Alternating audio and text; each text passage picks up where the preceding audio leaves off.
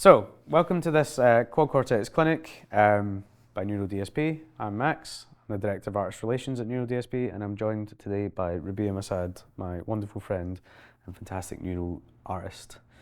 Today we're going to go through some basic functionalities of Quad Cortex and show you how it works, why we made some of the decisions we made, and then we're going to show you an advanced preview of our upcoming software release, CorOS 3.0, which features plugin compatibility as well as a bunch of much requested, long-awaited features. So it's a super exciting and super expansive update. So Quad Cortex was born out of a frustration with other devices on the market. They were devices that sounded great, but maybe were difficult to use and kind of cumbersome. There were some that were really portable, but actually didn't sound very good or weren't easy to use. And then there was devices that were easy to use, but didn't sound great. So there was never the perfect combination of all three. So we set out on a mission to make something that was best in class in terms of sound, was super, super portable, and most importantly, actually was just incredibly easy to use. Our entire product philosophy is that, these products should be incredibly inspiring to use. You should spend less time having to find your way around a menu or less time having to tweak things, and that gives you more time to spend playing guitar, being a musician, recording, doing gigs, anything like that. So let's dive right into it. So this is our home screen, this is the grid, and it's really super simple. What we have going on here is signal comes in on the left side and flows from left to right. So what's happening in this preset, as an example, is signals coming in here where it says N1. We are sending the output of this row to row 3, which is here. So the signal's coming from the previous row, going through some devices and into multi-out, or out to multi-out, I should say, which is blast signal out through outputs 1 and 2, 3 and 4, and USB. The way the user interface on Quad Cortex has been designed is that everything is accessible via touch gestures, and no menu should be more than 3 clicks away. So it allows you to move really quickly through the entire operating system. So for example, if I wanted to open the directory and explore another preset, I can do so by tapping here. And we have inertia scrolling. So we can select different sounds. This is our factory preset. We've taken great time and pride in making sure that our factory presets are not only a good example of what's possible within Quad Cortex, but they also genuinely sound good. We wanted it to be immediately inspiring, so when you buy a Quad Cortex and you can simply scroll through the factory presets until you find a sound that is close to something you're trying to achieve and is immediately fun to play and is rewarding to work with. So let's hear how this sounds.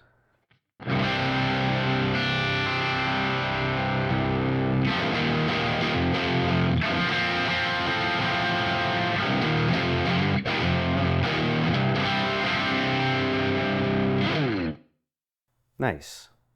So the way I have Quad Cortex working at the moment is that our foot switches here are all selecting different presets. Presets within Quad Cortex can be thought of as kind of like an entirely new rig. Each preset can be a new pedal board, a new set of amps, a new routing. It can be incredibly different. You could think of it almost as different rooms in a studio or something like that. So let's explore some of those. To show you what presets we're moving to, we have something called the gig view. If I slide up from the bottom of the screen, the gig view shows you what your foot switches are actually controlling. So let's explore a couple of different sounds. So we've had our Brit 2203. Let's try something from the US.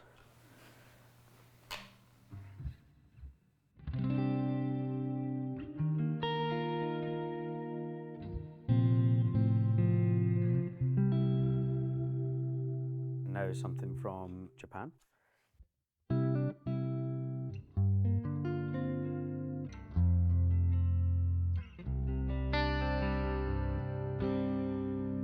for America.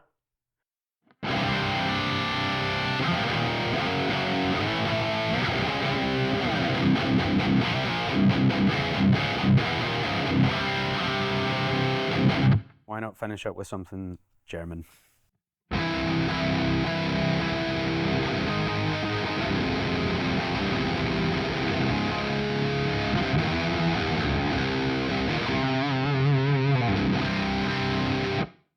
Nice. So hopefully you can hear, these are all drastically different sounds. This first bank is specifically designed just to show you, a number of different amp sounds that are available to you, but it should also demonstrate one of kind of the key ingredients of what Neural DSP does, in that our amp models are made in such a way, we've pioneered techniques in machine learning, artificial intelligence, and even the use of robotics to make our amp models. We pioneered these techniques in the hopes that we could bridge the gap between how things sound and how they feel. So a lot of products in the past have been able to get the sound of an amplifier kind of close, and that's been fine, but the actual feel of how you play it has never kind of matched up. And so by using these techniques, we've created the most advanced algorithms for amplifiers yet, and you really truly get a different feel. So even if we listen a bit more to Rabea playing this model based on a Diesel H4, is that actually an amp or is it V4? VH4. VH4, there you go. You can hear kind of the sag inherently that you would get from that amp. So if Rabea plays.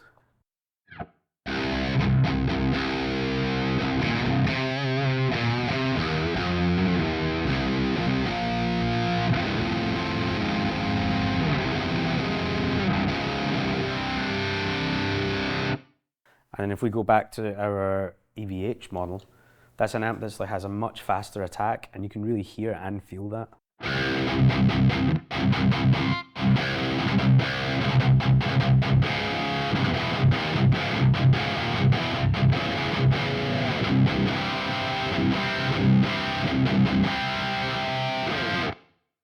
So that's a quick overview on how our amp technology works in a couple of different sounds.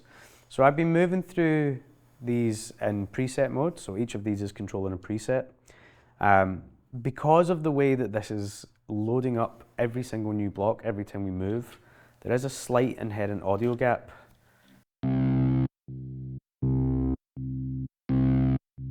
Which is actually the fastest on the market, but still it was not fast enough for us. So to use Quad Cortex in the Gapless switching format, we've designed this unit in that it has so much CPU power that you can load in entire songs worth of sounds into one single preset and then move between them in a number of different ways. So at the moment you can see I'm in preset mode, and what this indicates is again what the foot switches are controlling, but we have two other modes and a secret spicy third other mode as well. So we have Stomp mode, which uses each of these individual foot switches to engage and disengage different blocks, much like a kind of classic pedal board kind of idea. And then we have scene mode, which I will explain a little bit more about. But let's go into Stomp mode for now, and I'll demonstrate that. So I said that Stomp mode turns this into a kind of more classic pedal board type arrangement. To demonstrate that, I'm going to go into the directory and I'm going to take you to a different preset. We've actually made a preset called Classic Pedal Board. So I'm just going to tap on the search icon here, type Classic Pedal Board, there we are. So being able to search in the directory is a really nice feature. You don't have to remember where your favorite preset was. As long as you can remember the name of it or even what it might be, then you can find it just by searching. So this is our classic pedal board. Now if I reveal the gig view again, which I seem to not be good at today, you can see that this UI is all changed. So a moment ago when we were in preset mode, it looked like this. And now in Stomp mode, it shows me what each individual stomp is controlling. So if I turn these all off, which you can also do from the screen, and Rabea plays for me.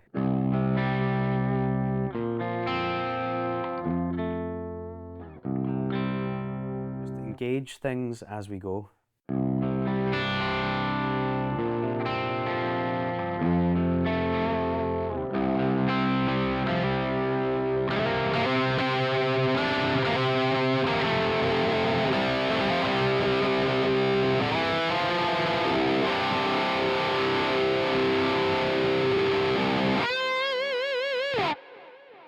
So as you can hear, that's all truly gapless and all happening instantly.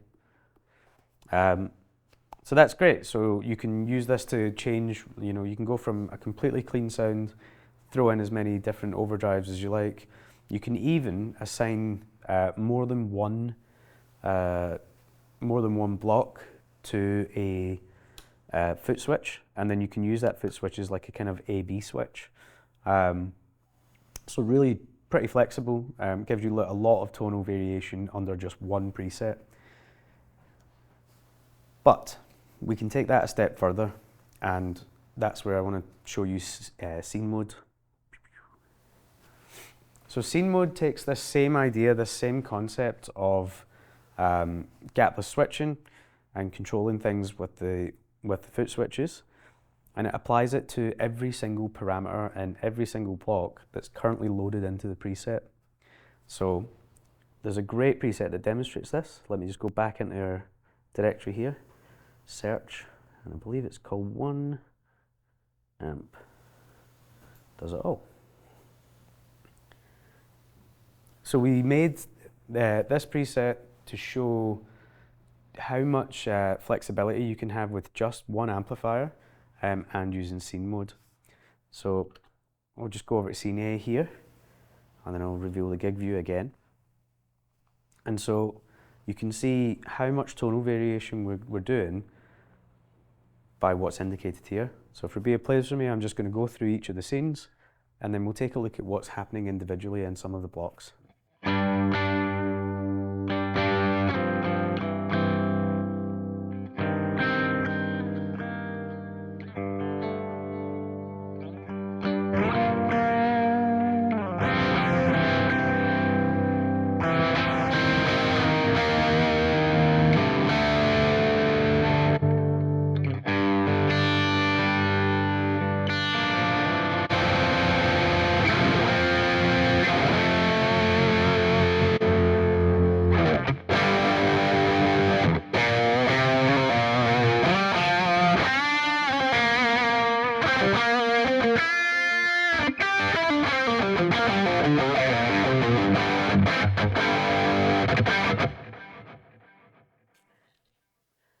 Good delay trail there.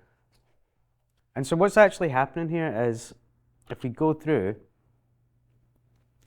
so in this preset, in this amp block, we can see kind of two different things going on.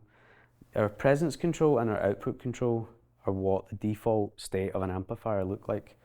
So if I were just to load in a new amp block, you can see that all the controls are red, and they're all controllable using our rotary foot switch encoders, which these are super important because this allows you to really edit the sound without having to watch the screen, and it lets you really use your ear and get to things very quickly. But yeah, so as you can see, all of these are red, and to scene assign a control and control that across scenes, tap and hold. The color of the controller will change, and then this little scene indicator graphic will come up, and that lets you know that now, if I move from scene A and I set this to 0, at B I want it to be at 1.3, C I want it to be at 10. Now this is saved. Let's just reset this preset. And so what we're doing is we're very deeply able to control every single parameter across every single block and in our routing. It's really quite powerful. We can control whether things are in stereo, whether they're in mono, whether they're in phase. We can control the tuning of things. We can control delay times, if you can see it and you can control it in a block, you can scene assign it, and then you can control it instantly without any gaps. So to demonstrate that a little bit more, here's another preset. This one's called California Dream, and what this is 2 independent stereo rigs of Mesa Boogie amps. And what each scene kind of does, so we have a Mesa Boogie JP2C and I think a set of Mark amplifiers, maybe a Mark III and a Mark IV, laid down exactly the same. So this is like one stereo rig and this is the other stereo rig. And so we get to individually hear one amp, then the other, then in stereo, and then in stereo with a delay set up and a Haas effect. And we're changing between those amps being mono, being soloed, being stereo, which you'll now hear.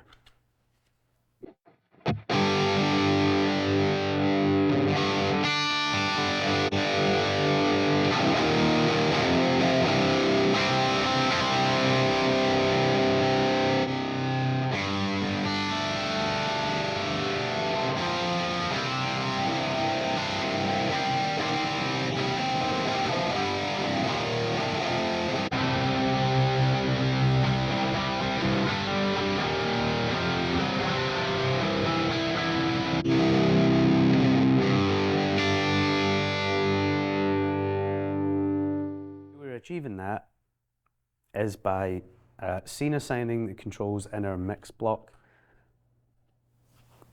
which is really super powerful. To do this in the physical realm, to do this with real amplifiers and to load it up that quick is impossible. So what we're talking about is having essentially 2 stereo rigs of amps that we can control the miking and the panning of. It really is pretty remarkable when you think about it like that. So yeah, that's a very quick overview of some kind of basic functionalities. We're super excited to be showing a early development preview of CorOS 3.0, which is our much long awaited and much anticipated plugin compatibility update.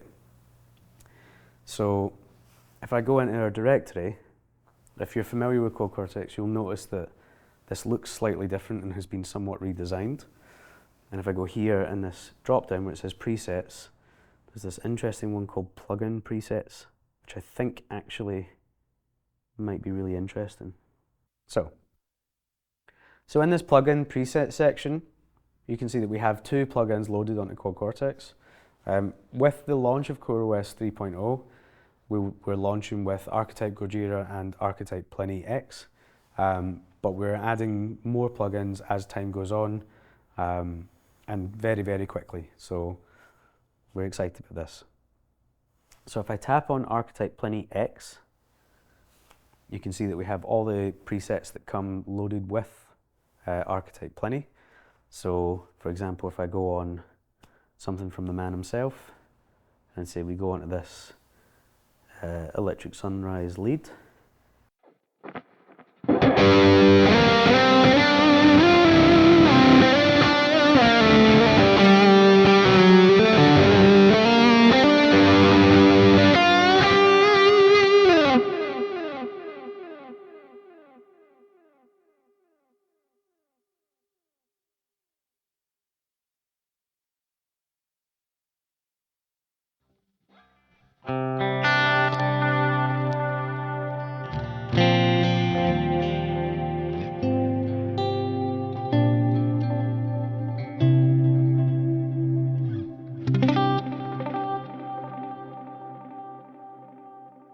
and so you noticed there's a lot of new things happening in the UI here.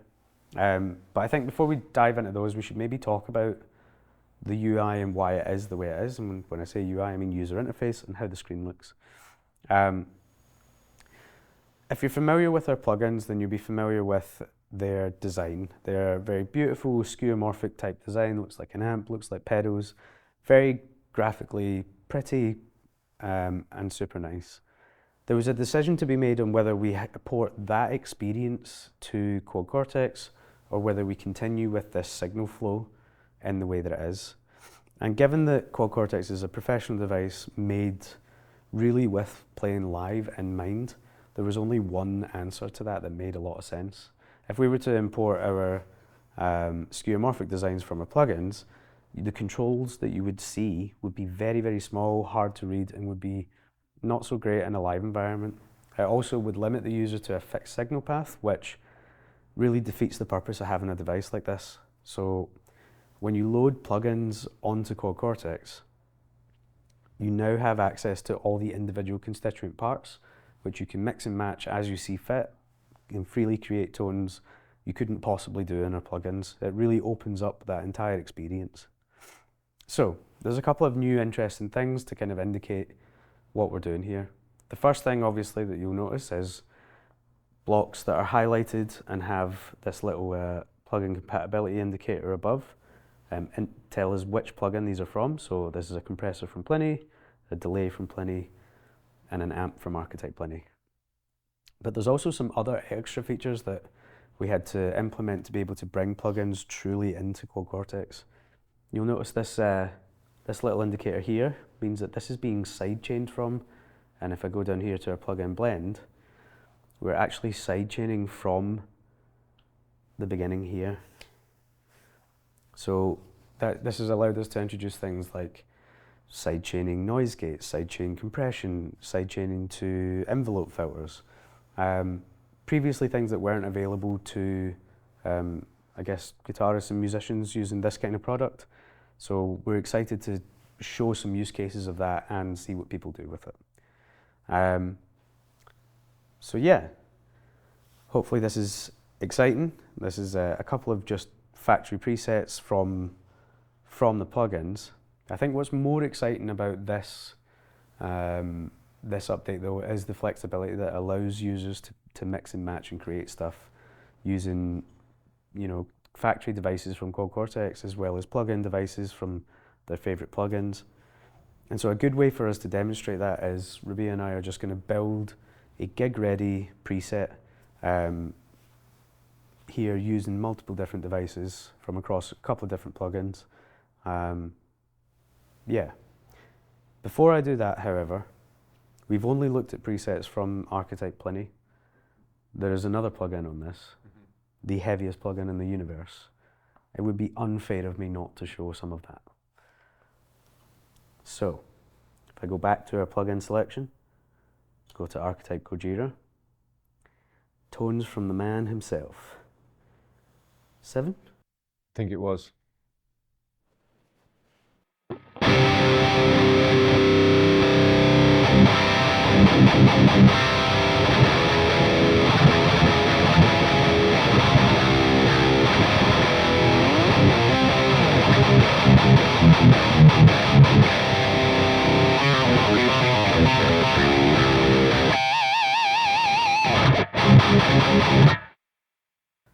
Super heavy, the heaviest plugin in the universe, now in the lightest guitar processor in the universe.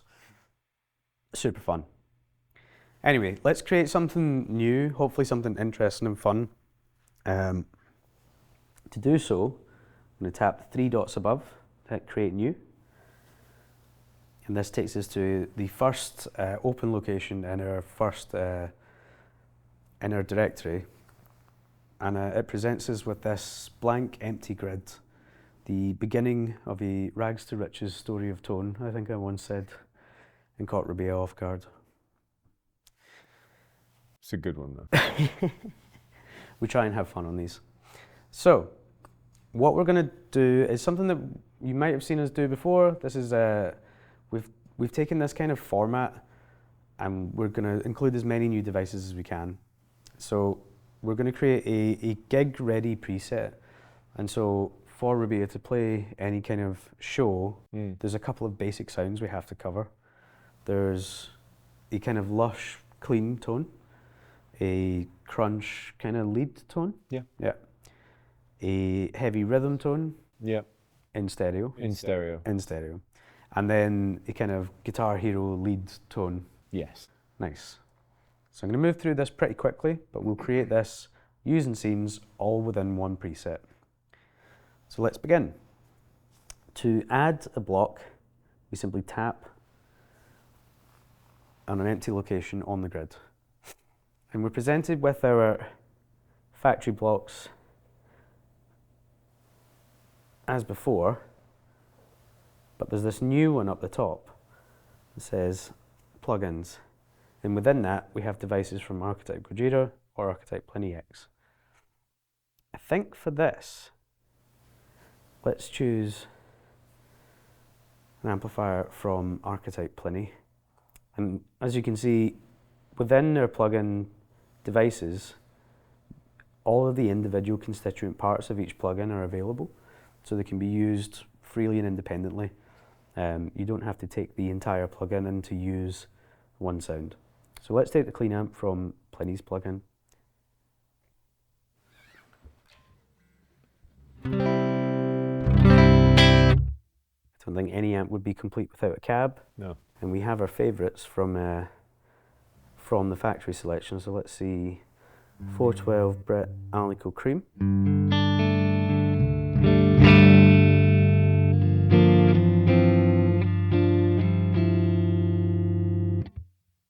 Let's give this some ambience.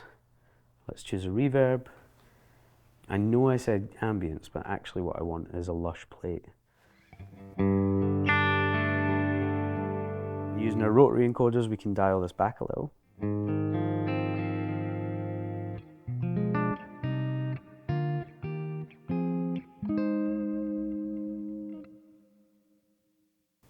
And then, why not, we'll have some delay from Archetype Gojira.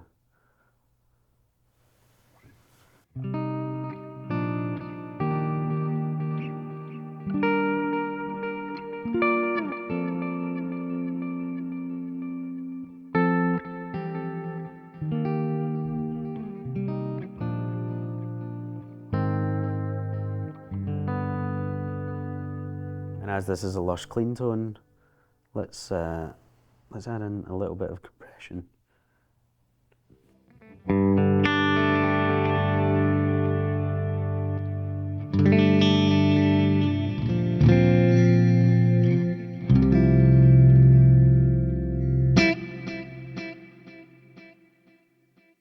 We can probably dial that back just a little bit as well. Yeah, nice. So, in kind of no time at all, we've got a workable, usable, clean tone. What I'd like to do now is take that tone, push it into like a kind of overdrive territory, and see how we got on. There's a couple of different ways we can do this. We can either control the amp itself and see and assign the controls there, or we can add in an overdrive. So I think I'm going to start with the amp, add in as much gain, see what we can get. I haven't tried this with this particular amp. And then if that fails, if we can't get that to crunch from there, then we'll pick an overdrive. So tapping on our amp block, what I want to do is I want to scene assign our gain control. I'm going to scene assign our master, and to balance that out, I'm also going to scene assign our output control. I'm going to go into scene B, and then for Rabea plays, I'm going to add gain and open up the master a bit, and then kind of we'll compensate to take.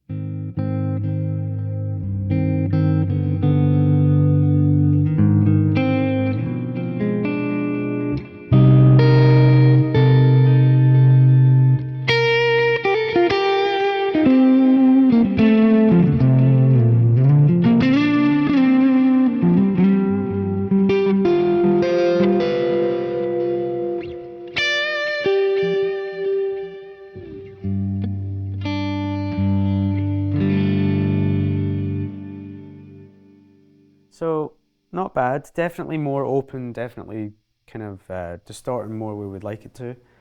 But I want to really hammer this home that it's a crunch tone. So I'm just going to tap on the grid here. Let's pick an overdrive. And one of our favourites for a while now has been this Femoral Ray. So let's hear that.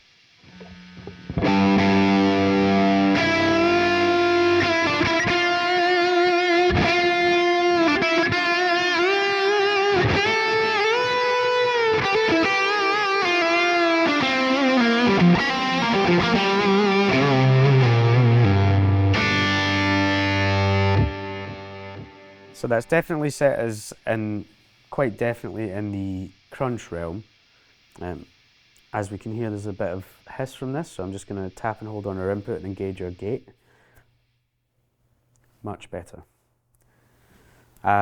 So, our clean tone. I haven't seen assigned our distortion not to be on during that scene. So I'm going to tap and hold this bypass control, and I'm going to bypass it by tapping that again. And then now, when I flick between, it'll come on and off. Clean tone.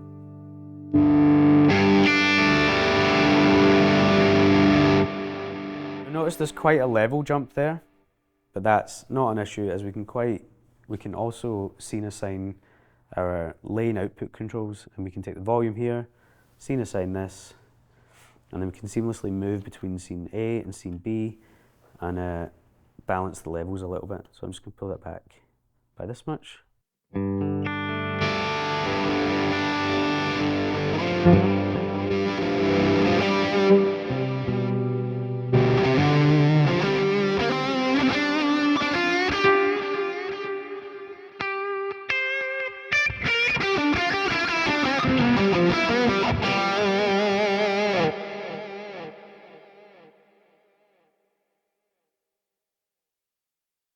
So in no time at all, we've gotten from a completely blank canvas to a clean tone, like a kind of American Beauty style clean, to a perfectly usable like crunch lead type affair. Let's kick this into high gear. Yep. So what I'm going to do here, my plan now is to use scene C for a stereo rhythm tone and scene D for a lead tone. But in order to do that, I'm going to use a different lane, so I can build these tones independently of each other. So I want these to be muted on scene C and on scene D. And then I'm going to just add input 1 here to our third row and go multi-out here for the output. And I'm going to do the inverse. I'm going to tap and hold this to scene assign it. I only want this to be active on scenes C and D. Nice. So let's choose an amplifier. I think actually what I'm going to do is take this cab block here, I'm just going to copy this across and paste it down here. We can use a lot of our previous work, and actually I might change this and select this stereo one. Nickel cream, where are you? Here we are. And then let's pick an amplifier. So something that you can't do in the plugins, but that you can do in Quad CorTEX, is have stereo amplification. So why not take one of Gojira's amps and hear what that might sound like in stereo with one of Pliny's amps. Let's turn this noise gate on, because we don't want that. And if I tap and hold between rows 3 and 4, this brings up our splitters and mixers menu, and I can simply drag a split point just before this amp, and I can drag a mix point back just after it. And now, let's go in and choose Pliny's lead amp. And then as this is a stereo tone, I'm going to go into our mixer. I'm going to make sure it is actually in stereo by panning hard left and hard right. So,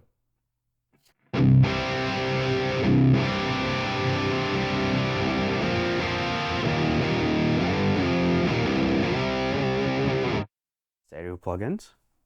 Let's just give these a little tweak. Let's kick up the master here, open that amp right up.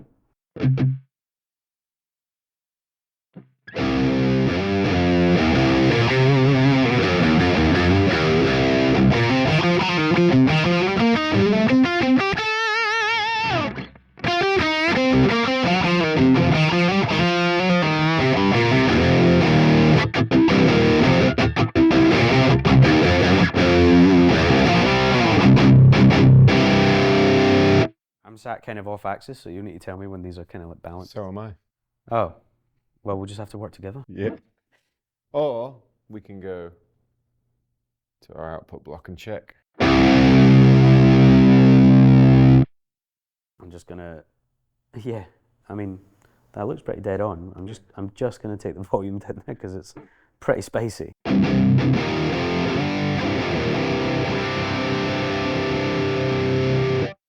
Close enough for rock and roll. Let's just add an overdrive here. As this is a heavy rhythm tone, no heavy rhythm tone would be complete without not even listening to what this tube screamer sounds like.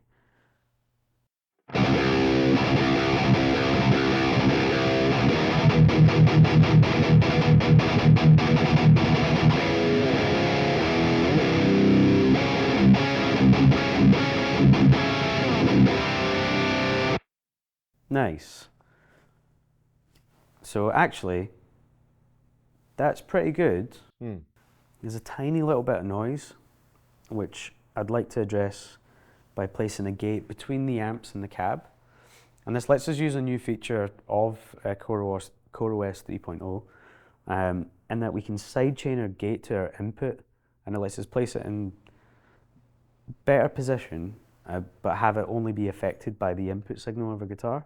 It means we can use less noise reduction, but still get a really clean, really tight gate, which is pretty exciting.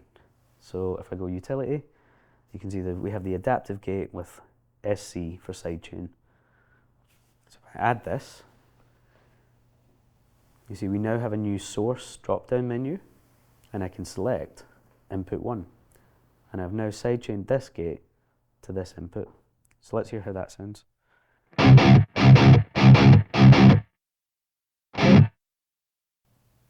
I mean, It's pretty gated. the gate works.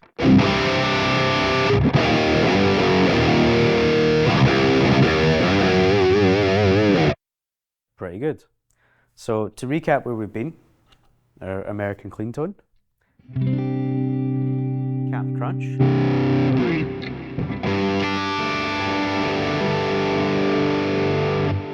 and now stereo rhythm tone.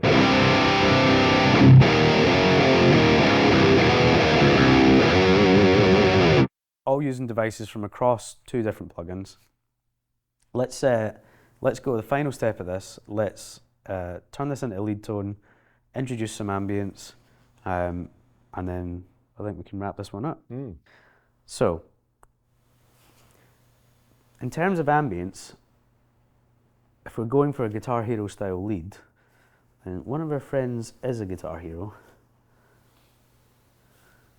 and has a big reverb. So we'll choose Pliny's reverb. Decent. And then also Pliny's delay. Why not?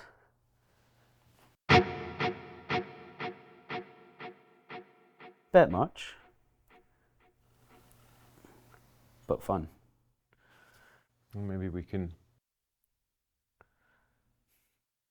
press the right button, turn up the decay.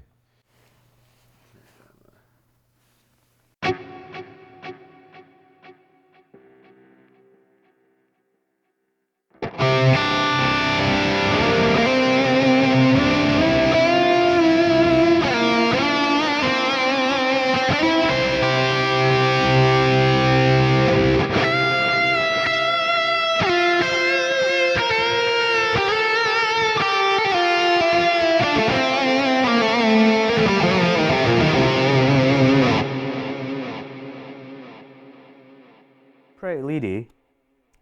What I'm going to do though, I'm just going to scene assign these so that we can turn them off in a rhythm tone. I also think we could probably lose the gate in our lead tone because we want to have all of that kind of feedback and sustain. I'll keep the input gate on because that's only set very, very low, so it's just going to be mitigating some noise. But also, as it's a lead tone, we might as well scene assign our pan controls and make this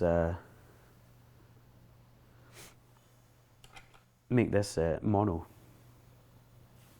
And a really cool kind of shortcut like you might just have seen me do there, is if you change a control and you want to undo that and take it back to default, you can double tap on the control. And another cool shortcut, if I go back to our rhythm tone, I don't want our delay or our reverb to be active, so I can simply double tap those, and now that they've been scene assigned, they'll be controlled. So, our heavy tone, just for memory's sake.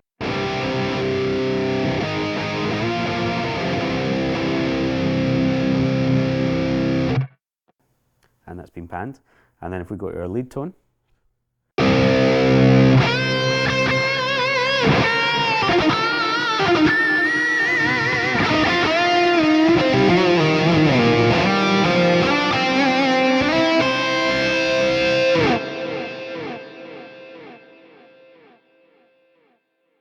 so for about 10 minutes work, we've gone from absolutely nothing to very usable clean tone, crunch tone, stereo rhythm tone, and now a lead tone. All using multiple different blocks from different plugins, changing, you know, whether we're stereo, whether we're mono. We could take this so much further, but I think that's a great demonstration of just how quickly you can get from nothing into something completely usable. Yeah. There we go. So I really hope that you found this useful. I'm super excited to get these features out to people. Yeah, I hope this video has been inspiring and you're looking forward to creating your own stereo rhythm tones. Yeah,